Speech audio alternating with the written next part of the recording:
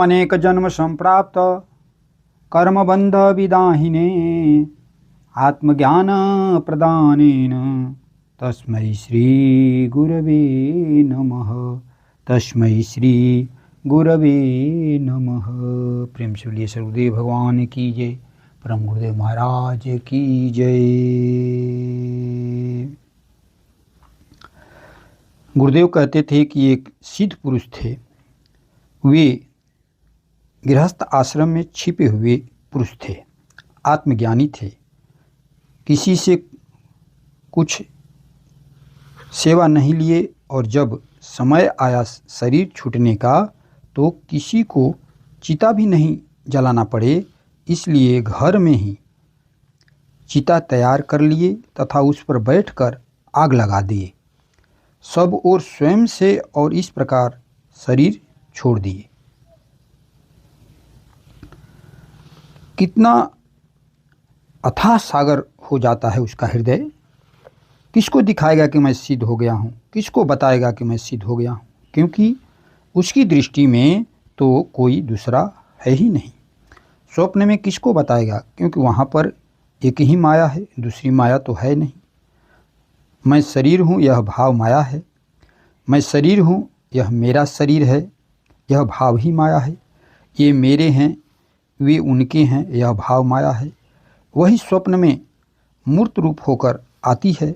इसी से वह किससे बोले, किसकी सुने, किसको देखे, उसके पास तो आश्चर्य रहता है।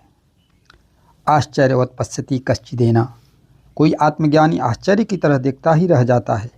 आश्चर्य की तरह देखने वाला संसार में नहीं आता। आश्चर्य वद वदति तथैव चान्यः, और कोई आत्मज्ञानी अधिकारी आत्मजिज्ञासु को पाकर बोलता ही रह जाता है। वह भी आश्चर्य होता है और उसकी वाणी भी आश्चर्य होती है। क्या आश्चर्य है, उसकी वाणी मोक्ष पद देने वाली, और उस आश्चर्य के समान दिखाई पड़ने वाले संत का वाक्य कोई आश्चर्य की तरह सुनता है कि मैं क्या क्या सुना था तथा अब क्या सुन रहा हूँ, क्या देखा था एवं अब क्या देख रहा हूँ। दिखाई पड़ रहा है कि शरीर की चेतना अलग है, इंद्रियों की चेतना अलग है, विचारों की चेतना अलग है, मेरी चेतना अलग है। यह भी दिखाई पड़ा। यह भी दिखाई पड़ रहा है कि जो भी हुआ है वह निश्चित था, और जो भी होगा वह निश्चित है, और जो हो रहा है वह भी निश्चित ही है। अतः मैं तो क्रिया किया ही नहीं, मैं तो करता रहा ही नहीं। यह आश्चर्य है कि क्या सुना था, समाधि समाधि समाधि, ध्यान ध्यान ध्यान, और अब शरीर को ही त्यागने की बात हो गई, शरीर से ही अनासक्त होने की बात हो गई। प्राक शरीर विमोक्षणात् काम क्रोधो भवम वेगम सयुक्त स सुखी नरः, क्योंकि सारे शरीर काम हैं। यह भी दिखाई पड़ रहा है कि यही क्रोध है, यही शरीर लोभ है, क्योंकि इसी से लोभ होता है, इसी से काम होता है, इसी से क्रोध होता है। शरीर के रहते हुए ही शरीर छोड़ दिया, यह कितना बड़ा आश्चर्य है। कैसी दिव्य साधना है, यही दिव्य साधना है। यह सबको दिखाई पड़ रहा है कि शरीर संख्या से विभाजित है, किंतु आत्मा विभाजित नहीं है। यह सारी की सारी संख्या मिलकर एक संख्या है। शरीर के रहते जिस समय बोध हुआ उसी समय उस शरीर को छोड़ दिया। वमन को जैसे देखा नहीं जाता वैसे ही उल्टी कर दिया शरीर भाव का। जो पाने की कामना है वही बंधन है, दूसरा कोई बंधन नहीं है। जो सन्यासी जान गया कि मैं साक्षी हूँ, या यदि पुनः उसे कुछ पाने की कामना है तो यही उसके लिए बंधन है। ऋषभदेव के त्याग में और महात्मा अर्जुन के त्याग में क्या अंतर है। अर्जुन गृहस्थ आश्रम में हैं, वे सद्गुरु के कहने से सबका वध कर देते हैं। जितनी शरीर रूपी वृत्तियों से अधर्म का प्रचार प्रसार हो रहा है वे आसुरी वृत्तियां हो गई हैं। उन आसुरी वृत्तियों को साथ देने वाली शुद्ध वृत्तियाँ भीष्म, द्रोण आदि इन सब का वे वध कर देते हैं। जो भी आसुरी वृत्ति दिखाई पड़ रही है उसका वध किया जा रहा है। जैसे सड़े हुए पेड़ को काटा जाता है, सड़े हुए आलू को निकाला जाता है, वैसे ही उस शरीर को निकाल दिया जाता है। अरे पांडवों के उस शरीर को, वैसे ही उस शरीर को निकाल दिया जाता है। अमी च त्वां धृतराष्ट्रस्य पुत्रा सर्वे सहैया वनिपाल संगहि भीष्मो द्रोणः सुत पुत्रस्तथासौ साहसमदीयैरपि ओधमुख्यै। उन्होंने देखा कि सब विश्व रूप में समा रहे हैं, मेरे पक्ष के लोग और विपक्ष के सारे लोग। तो सारा मोह समाप्त हो गया उनका और उसी समय वे उनको त्याग दिए। महात्मा अर्जुन देख रहे हैं कि सब मारे जाएंगे। साधक देख रहा है कि शरीर का पिता आज मारा जाएगा, किंतु विचार नहीं आ रहा है। वह जान रहा है कि जो होना है होगा। वैसे ही महात्मा अर्जुन देख रहे हैं कि ये तो सब मरे हुए हैं और इस युद्ध भूमि में सच में दिखाई पड़ेगा मरते हुए। फिर अभी त्याग दो इनको, इसे त्यागना कहते हैं, इसे त्यागना कहते हैं। भगवान सन्यासियों को युद्ध करने को नहीं कहेंगे। वे कहते हैं कि शुभ अशुभ दोनों का परित्याग कर दो। निष्कामी कुछ ही पाए जाते हैं, उन निष्कामियों को सद्गुरु के पास भेज देता है भगवान। आप अपना देखिए, उनकी चिंता करने की आवश्यकता नहीं है। जो पाने की कामना है वही बंधन है। अतः प्रतिपल प्रतिक्षण यदि वह शरीर से पृथक देख रहा है अपने को, तो बात बन जाएगी। कैसे देखेगा शरीर और संसार से अपने को पृथक? हाँ, उसे यह सदा याद रहेगा कि जैसे जीव का स्वप्न उसके चित्त में है, वैसे यह जगत मुझ निर्गुण निराकार के चित्त में है। तब त्याग पाएगा। क्रिया के पकड़ने पर ही वह क्रियमाण जैसा प्रतीत होता है, कर्ता जैसा प्रतीत होता है। अभी विचार कीजिए कि जीव का स्वप्न उसके चित्त में ही है, अलग नहीं है और चित्त रूप ही है। वैसे ही यह ब्रह्म का जगत मुझ निर्गुण निराकार सच्चिदानंद घन परमात्मा के चित्त में है, जिसे मैं जगत समझ रहा था। मेरा मन, मेरी बुद्धि जागृत समझ रही थी, जबकि यह जागृत नहीं है। यह मुझ निर्गुण निराकार का जगत है और वह स्वप्न जीव का जगत था। यह मेरा जगत मेरे चित्त में है। कितनी बड़ी बात है कि मुझ निर्गुण निराकार ब्रह्म के अंतर्गत यह मायामय जगत है और इस मायामय जगत के अंतर्गत मनुष्य और पशु पक्षी आदि विचार हैं, यानी वृत्तियां हैं। बस उसी समय सब छूट जाएगा। यह यदि याद रहेगा तो जब तक याद रहेगा तब तक अपने आप शरीर से संन्यास रहेगा। यही साक्षी रूपता है। सुसुखम कर्तुम अव्ययम, जो सुख साध्य है। अन्य सारी साधनाएं दुख साध्य हैं। जप तप योग सब में ग्रहण है, परंतु इस साधना में ग्रहण नहीं, त्याग है। एकमात्र विश्वास की ही तो बात है, श्रद्धा की ही तो बात है। मैं और माया, मेरा शरीर न होने से मैंने कुछ किया नहीं। महाराज के गुरुदेव कहते थे कि कोई समझ रहा है कि न कर रहा हूँ न आगे करूँगा, बस सारे पापों से वह मुक्त हो जाएगा। जैसे ही मैं शरीर हूँ कि भावना आती है कि मैंने यह किया, मैंने वह किया, मैंने पाप किया, मैंने पुण्य किया, उसके लिए प्रायश्चित करना है, उसके लिए व्रत करना है, पूजा पाठ करना है, बस महापाप हो गया। महाराज के द्वारा आज न शुभ हो रहा है न अशुभ हो रहा है, किंतु आज जो स्थिति है उसके लिए पहले 30 साल अज्ञात था। घर में भी अज्ञात था, बाहर भी अज्ञात था, गुरु आश्रम में भी अज्ञात था। गुरु को पाकर कुछ भी साधना नहीं करता था। गुरुदेव से हटने के बाद सदा आत्मचिंतन और गुरुदेव के साथ रहते सदा दर्शन। अतः उस आत्मचिंतन में तथा सदा दर्शन और सेवा में कोई अंतर महाराज के हृदय में नहीं था। गुरुदेव का शरीर था तो भी वैसे ही रहता था। महाराज गुरुदेव का शरीर नहीं रहा तो भी वैसे ही है। अभाव की प्रतीति नहीं हुई। जोगी निष्काम कर्म तब तक करे गुरु की आज्ञा अनुसार जब तक कि चित्त शुद्ध न हो जाए। चित्त शुद्ध होने का प्रमाण क्या है? गुरु के वचनों पर पूर्ण विश्वास का होना चित्त शुद्धि का पहला प्रमाण है। और दिव्य श्रवण, दिव्य दर्शन, दिव्य गंध, दिव्य स्पर्श एवं अन्यान्य सिद्धियों का प्रकट होने लगना दूसरा प्रमाण है। जब चित्त शुद्ध हो गया तब गुरु के वचनों पर विश्वास हो गया पूरा का पूरा। जब करता हुआ, तब करता हुआ, जो करता हुआ चित्त शुद्ध हो गया, प्रमाण मिल गया कि अब जो गुरुदेव कह रहे हैं वह सर्वथा सत्य है।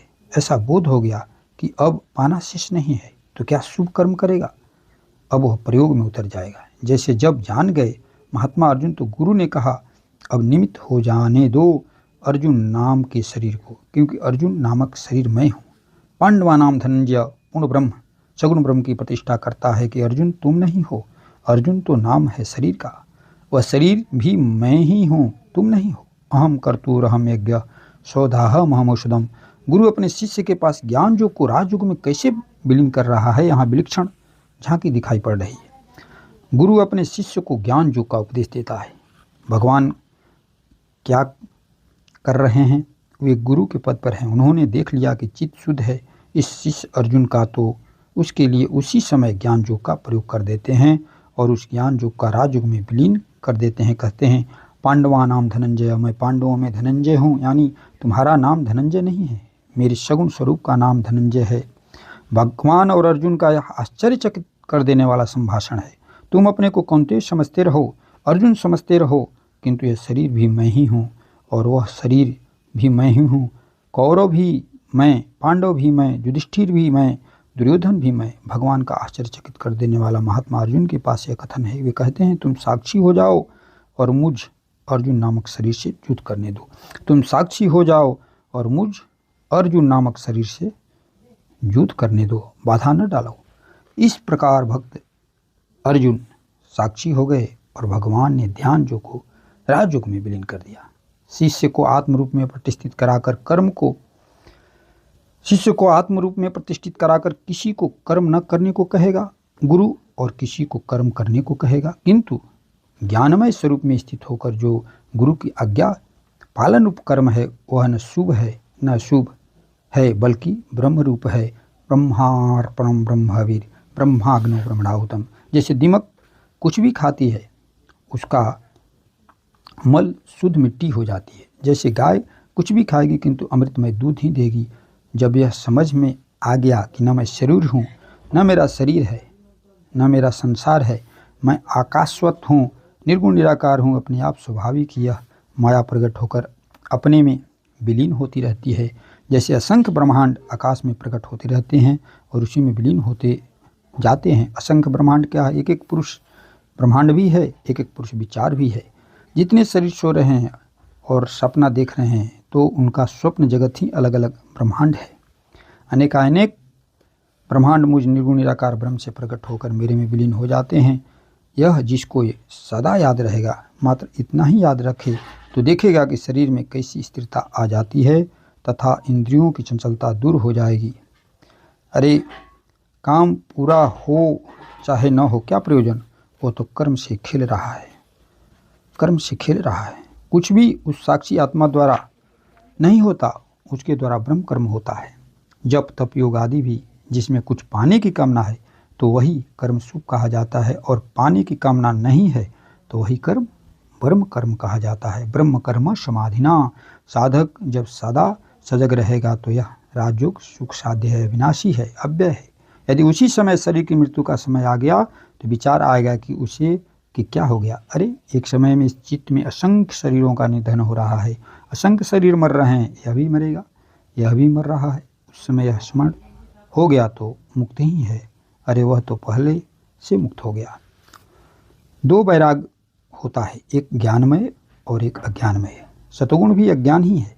उसे ज्ञान स्वरूप इसलिए कहा गया है कि ज्ञान देने वाला है, वैराग्य देने वाला है, किंतु है अज्ञान।